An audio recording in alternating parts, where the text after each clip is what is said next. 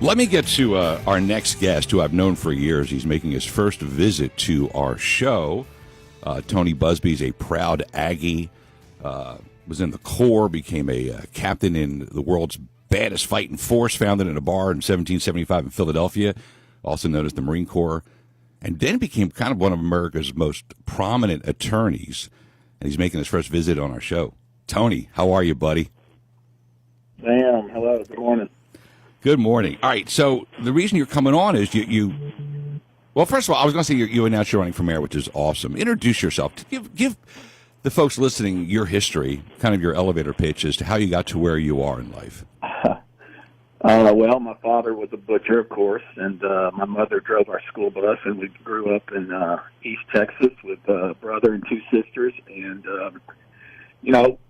worked hard. My dad, that's one thing that I learned from him. You know, he worked two jobs pretty much most of my growing up, and learned that you can pretty much accomplish anything with hard work, and I still believe in the American dream. So I was lucky enough to go to Texas A&M on a ROTC scholarship. Once I finished at A&M and the Corps Cadets, went into the Marine Corps to pay back my debt.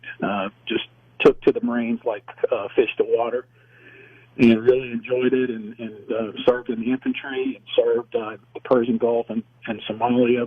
Finally reached the rank of captain, and decided what else am I going to do now, and decided to come back to come to Houston and go to law school. And from then, I've been trying all kinds of cases, from people getting injured or civil rights. I even defended Governor Rick Perry when he was indicted in that silly event that happened there in Austin. So right. I've been doing that for about 20 years, and kids are mostly grown now, and I'm looking for a new challenge. And we have a lot of challenges here in Houston, and that's why I'm running for mayor. Yeah, that's what I was going to ask you. Tony Buzbee joining us, great friend, just a wonderful man. I always say, like, full disclosure, I've been to your Christmas party the year before. Outstanding party, by the way. I follow you on social media, and things seem to be going really well. Why would you want to throw a wrench into the system and become mayor? Which sounds like you got to get down in the mud, and you really got to get down and get dirty to fix things in the city of Houston. What's the calling? Why would you want to do that? Because it's a hell of a challenge. I mean, we in this city are going in the wrong direction.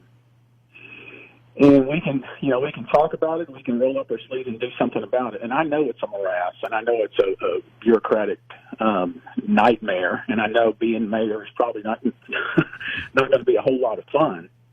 But somebody has to do something, and I think I have some ways that some creative ways that we can do things differently. And I'm willing to take on the challenge. That is, if the voters give me that chance.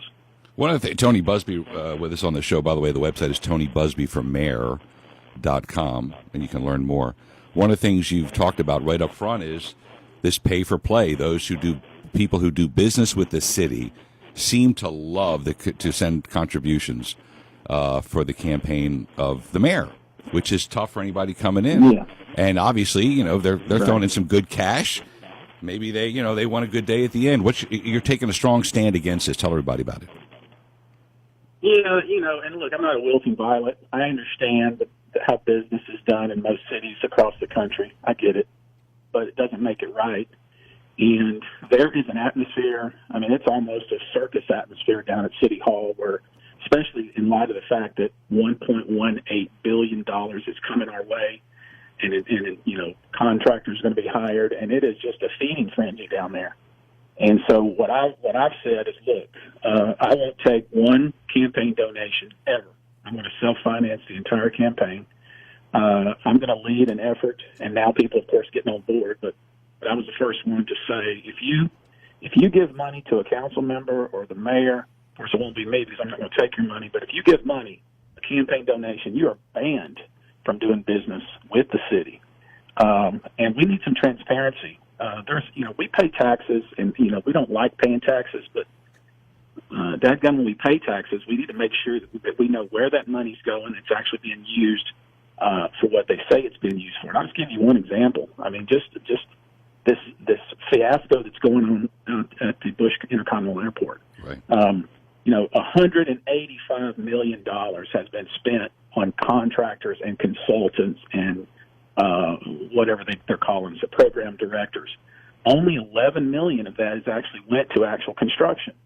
The rest has just been spent on people sitting around in a room coming up with ideas of how to make the airport better. And now they've decided that, well, we wasted all this money, but the plan that we went with originally, well, that's a bad plan. So now we got to go back to the drawing board. That's what's happening with our public money, and that needs to stop. I mean, I know we grouse about we need to cut the waste and all these buzzwords, but it's time we actually did that, and we're not going to do it until we clean house in the city of Houston. Tony Buzbee, running for mayor. TonyBuzbee.com is the website. And then one more thing. First of all, I know you're busy, so I appreciate you taking the time to join us. But I saw a video on social media of you standing up for the Houston firefighters in an incredible debacle out of City Hall. Walk us through what your role is from the Prop B vote in November. Well, of course, Prop B was first off, the firefighters wanted a raise. They rightly so wanted a raise because they saw that the police department had gotten raises over the years, and the fire department had over an 11-year period. The police received 37% raise, whereas the firefighters received 3%. So, they went to the mayor. They were fighting the previous mayor as well because they couldn't get a raise from Anise Parker, and they got nowhere with Mayor Turner. So they said, you know what, we'll do it on our own. So they collected signatures. And they got Prop B on the ballot, which basically says we need to be paid with parity with the police. They collected the signatures. They turned them in. Of course, the mayor refused to certify them. They had to sue the mayor to make him do it. They got it on the ballot, and Prop B passed almost 60%. So it was overwhelming in every council district throughout the city. Even after the voters said, yes, give the firefighters a raise, the mayor refused. So then the mayor sues the firefighters, claiming that the Prop B language was not constitutional, and that's where it kind of is now. And I stepped in basically to say, look, why are you hiring this international law firm, Mayor, and you're allocating up to $1 million to pay this law firm instead of finding ways to pay the firefighters? It's silly for the firefighters and the city to be in court. They should be in a conference room working this stuff out. And so that's where I stepped in, and I'm familiar with the situation, and I've represented firefighters in the past, and so I just stepped in and said, look, I'm willing to be the mediator. We need a mediator. If it's not me, let's find somebody that both sides are comfortable with, and let's sit down in a room and work it out. Because the firefighter leadership, all they're trying to do is get their people a raise. Obviously, they're going to try to get as big a raise as they can get. But now the mayor is facing a situation where the law says, the city charter says they must have pay parity, and still the mayor continues to fight. And we're going to have to watch this all play out. But you got to remember, these firefighters are probably the reason that Mayor Turner won his last election. They knocked on doors. They distributed leaflets. They really went to bat for the mayor because he made promises to them that he's going to try to make sure that they get their raise. Well, he totally just turned his back on them. And, they won't forget that. No matter how this plays out, the firefighters won't forget. And I hope the voters don't forget that, when you tell somebody, you look somebody in the eye and you tell them, I'm going to do this, and then as soon as you get elected, you do that, that's a problem. Yeah, and I've never understood the insanity of paying a law firm or paying money out to take on firefighters in a bid so they can get more money that they justly deserve. And as regular folks, it's like, what are you doing? So props to you for stepping up and getting involved and doing it for the firefighters. Tony Buzbee, running for mayor of Houston, making his first visit to our show. I know you're busy, and I appreciate it. Can you stop by weekly and give us updates on how things are going? I would love to. There's so much that as I peel away the layers of this onion of things that are going on in this city that people need to know about, I'd love to come by every week. Outstanding. Have a blessed day. I look forward to your next visit, and good luck with everything you do. Thank you, Sam. You got it. Tony Buzbee stopping by the show.